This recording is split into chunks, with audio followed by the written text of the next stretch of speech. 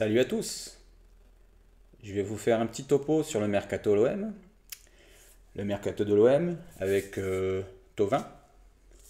Thauvin dont on sait qu'il est courtisé, il était courtisé par Naples, l'Atlético Madrid, le Milan AC et des clubs en Angleterre comme Crystal Palace et West Ham. Il a refusé les offres anglaises. Naples et l'Atlético Madrid et le Milan, je pense que c'était plus côté sportif qu'il n'avait pas ce qu'il voulait. C'est-à-dire que, bon, déjà même le côté salaire, c'était pas ce qu'il fallait. Et il n'avait pas eu ce qu'il voulait, donc il n'allait pas être titulaire, je pense, hein. C'est normal. Côté OM, il avait reçu une offre, donc mi-avril, de Longoria, une offre qui était pas mal quand même, une offre de 5 ans de contrat, donc une offre de 50 contrats avec 3 millions net par an. En France, avec tout ce qui est les impôts dessus et tout, on peut presque multiplier par deux, donc ce qui reviendrait au club, hein. Donc 3 millions net par an, c'est énorme. Comment l'OM arrive à donner encore des salaires aussi hauts? On se demande. Et là, depuis quelques jours, comme je vous l'avais dit sur la dernière vidéo, ce que je pensais, dès qu'il y a un peu d'argent, il va y aller, hein. Il va y aller chez Gignac. Il va aller au Mexique. Je pense qu'il va aller au Mexique et de toute façon, c'est la meilleure solution pour lui, hein. Il n'a pas le niveau pour un club comme cité avant, donc Naples, Atlético, il n'a pas le niveau. Thauvin, c'est bon pour la Ligue 1. Voilà. La Ligue 1 et des championnats exotiques. Donc le Mexique, pour lui, une offre de 5 ans qui a été proposée. 5 ans avec, j'ai vu ça, j'ai halluciné, hein, 25 millions. Donc ça fait du 5 millions net par an. 5 millions net par an, c'est quand même énorme, hein. Et plus de ça, en plus de ça, une prime à la signature. Comme pour l'OM qui avait proposé une prime à la signature, on ne sait pas, on ne connaît pas la somme, mais je pense que c'est dans les 1-2 millions pour l'OM. Et là, je dirais pour le Mexique, s'ils sont capables de donner 5 millions par an, ils peuvent lui donner 5 millions de plus direct. Donc, voyez, faites les calculs. Thauvin, il serait gagnant de partir. Le Mexique, c'est quand même un beau pays. Voilà, donc ça lui changera pas un peu de Marseille. Marseille, une belle ville. Mexique, un beau pays. Et donc pour Thauvin, je pense qu'il partira incessamment sous peu. Je vais vous parler de vente tout de suite après le deuxième cas. Et ça va être une petite news que tout le monde a dû entendre, mais je vais en parler. Voilà, donc là nous allons parler maintenant d'Amavi. Amavi, qui a reçu un contrat, ça fait 2 semaines je crois. Il a reçu un contrat de 4 ans, une proposition de 4 ans. Le salaire n'est pas connu, on ne sait pas. Bon, ça doit être un bon salaire, je pense, hein. Il était à 200 et quelques mille, je crois, donc il a peut-être monté à 300 000. Euh, voilà, il a refusé, il a eu des offres je crois que Crystal Palace aussi, et Arsenal. Il a refusé d'y aller. Bon, bah, je pense que Arsenal, il aurait peut-être pas eu sa place. Et Crystal Palace, je sais pas, peut-être qu'il s'est dit que c'est un club un peu bas de tableau anglais, peut-être que c'était pas ce qu'il voulait. Et peut-être que le salaire n'était pas aussi haut qu'à Marseille, hein. Donc, à ma vie, est tombé d'accord avec le club de Marseille et je pense qu'il va signer dans la semaine ou la semaine prochaine pour un contrat de 4 ans. Ensuite, oui, il est revenu la semaine dernière à l'entraînement, bon ça tout le monde le sait, et il est fortement pressenti pour jouer contre Saint-Etienne. Donc moi je pense qu'il rentrera dernière demi-heure. Dernière demi-heure. Donc ça serait bien pour lui de reprendre un peu le rythme, malgré que la saison, la fin de saison elle arrive. Pour voir un peu avec le système à la Sampaoli, comment ça conviendrait. Parce que Nagatomo ça suffit. Enrique, c'est très bien, mais Enrique, en fin de match, voilà. Et moi, je le mettrais titulaire quand même à la place de Nagatomo. Ça apporte au moins offensivement, que Nagatomo, ça apporte ni offensivement, défensivement, il a des trous. Donc, à ma vie, ça serait un peu entre deux. Il est offensivement plus fort que Nagatomo, moins fort qu'Enrique, mais défensivement, il est bien meilleur que Nagatomo. Donc, on attend de voir, à ma vie, ce qu'il donnera dans le système à la Sampaoli.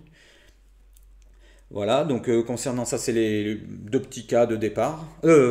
Un départ et une prolongation de contrat.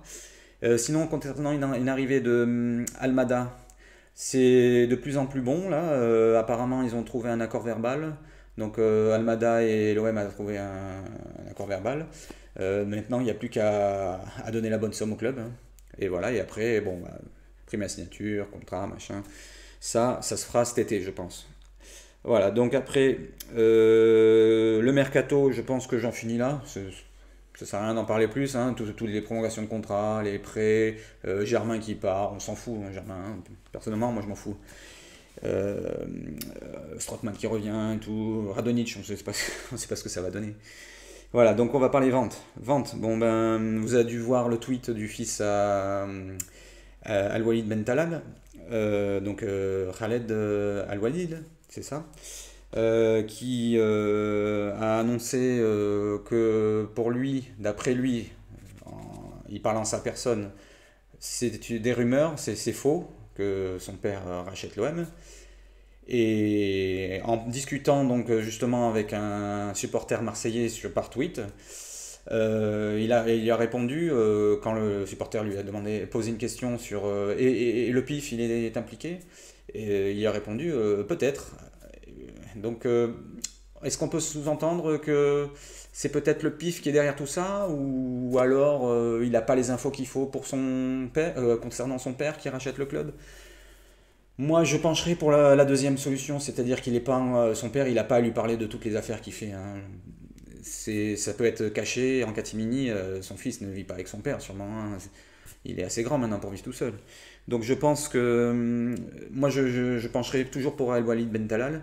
Je vois pas le pif, hein. Ou alors vraiment caché derrière qu'ils arrivent en second couteau. Mais voilà. Donc qu'est-ce que vous en pensez vous de ça?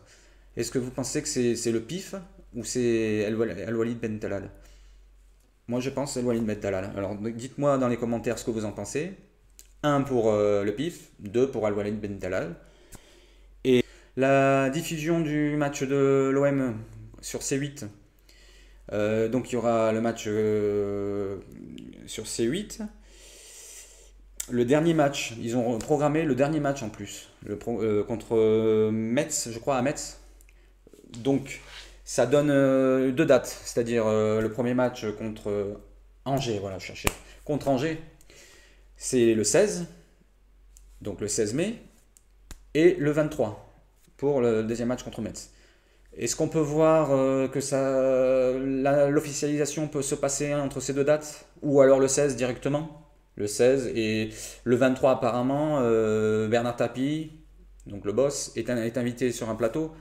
Le- Comment ça se fait qu'ils invitent Bernard Tapie sur le plateau alors que personne l'aime, à part les vrais Marseillais?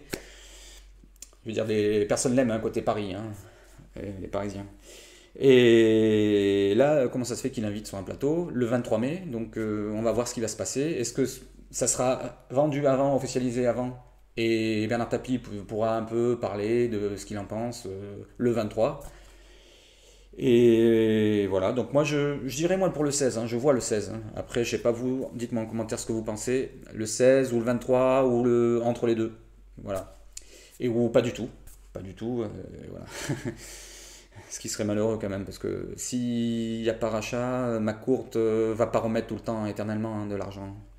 Ça va peut-être durer cette année et encore, je vois pas où on va aller, hein. Voilà, donc si vous aimez mon contenu toujours, n'oubliez pas le petit pouce bleu, n'oubliez pas de vous abonner et activez la petite cloche, comme ça vous serez prévenu des prochains contenus. Je vais faire l'avant-match contre Saint-Étienne, donc dimanche. Le match est à 13 h, je le ferai vers les midi, je le posterai vers midi et quart, midi 30 je pense. Voilà, je ferai le débrief juste après le match. Et, et là, ben, on va se laisser là, on va se dire au revoir. Je vous souhaite une bonne soirée les gars, allez, à bientôt.